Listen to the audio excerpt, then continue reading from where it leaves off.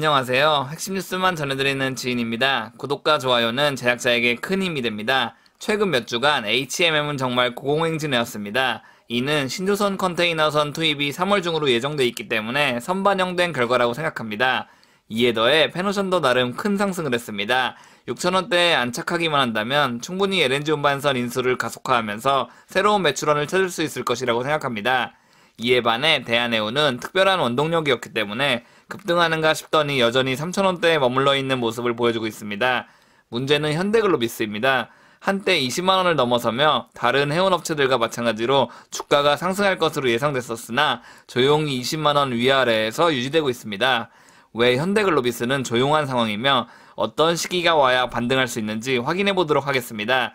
그럼 시작하겠습니다. 먼저 체크해야 할 것은 현대글로비스가 해운어 호황을 그대로 누릴 수 있느냐를 봐야 합니다. 현대글로비스의 사업 부분을 살펴보면 물류, 해운, 유통으로 구분됩니다. 3월 16일 나온 현대글로비스의 사업 보고서를 살펴보겠습니다. 보시면 물류 부분이 33%, 유통 부분이 51%, 해운 부분이 14%를 차지하고 있습니다.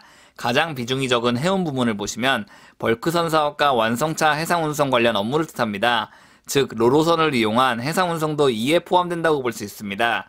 그리고 물류 부문은 국내 완성차의 내수 판매 물류와 완성차가 해외에 도착한 뒤 고객들 또는 대리점에 배송되는 과정을 뜻합니다. 마지막으로 50%를 차지하는 유통 부문은 CKD 사업과 중고차 관련 사업입니다. 사실상 주가 되는 CKD 사업은 완전 분해 제품 사업을 뜻합니다. 즉 차량을 수출할 때 그 차량 관련 부품들을 포함해서 수출하는 사업을 뜻합니다. 즉 완성차 관련 사업이라고도 볼 수 있죠.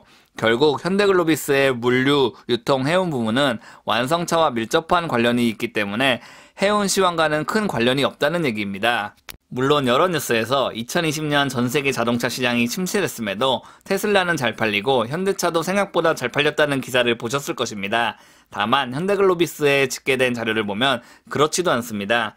2019년과 2020년 완성차 업체들의 생산량을 보시면 1위부터 12위까지 어느 회사도 생산량이 증가하지 않았습니다.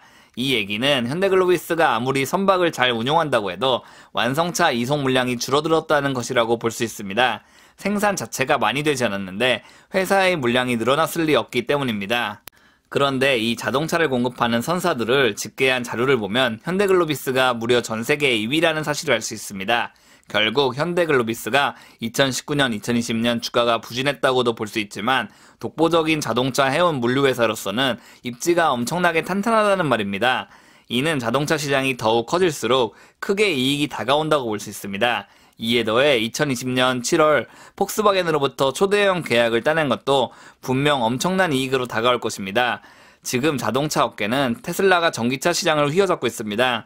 이에 대응할 수 있는 업체는 폭스바겐이 유일하다고도 언급되고 있으며 얼마 전에 폭스바겐의 파워데이 또한 크게 주목받았습니다.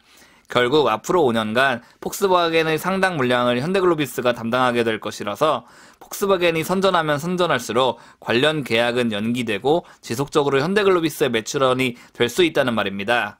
그리고 2019년부터 현대차와 기아차 같은 계열사 물량보다 글로벌 완성차 업체들의 물량 비중이 커졌다는 것도 긍정적이라고 볼 수 있습니다. 현대기아차 물량이 물론 큰 비중을 차지하고 있지만 지금은 이미 글로벌적인 회사로 변신했다는 말입니다. 코로나 때문에 크게 부각되지는 않았지만요. 마지막으로 전세계 자동차 수요와 해상 물동량 전망을 살펴보겠습니다. 최근 3년 동안인 2018년에서 2020년까지는 자동차 판매 대수가 계속 감소했습니다. 이는 현대글로비스가 아무리 애를 쓰려고 해도 해결할 수 없는 부분입니다. 다만 2021년부터는 소폭 증가가 예상됩니다. 이는 완성차 해상 물동량도 꾸준히 증가한다는 것으로 볼 수 있습니다. 게다가 전세계 자동차 선박은 소폭 줄어들기 때문에 결국 자동차 호황이 한 번 더 찾아오고 그때 선박을 충분히 확보하고 있는 업체가 자동차 운송 물량을 독식할 수 있다는 말입니다. 간단하게 총정리를 해보겠습니다. 결국 현대글로비스는 해운업이지만 타 선사들과는 다르게 전적으로 완성차 시장에 영향받는 업체라고 볼 수 있습니다.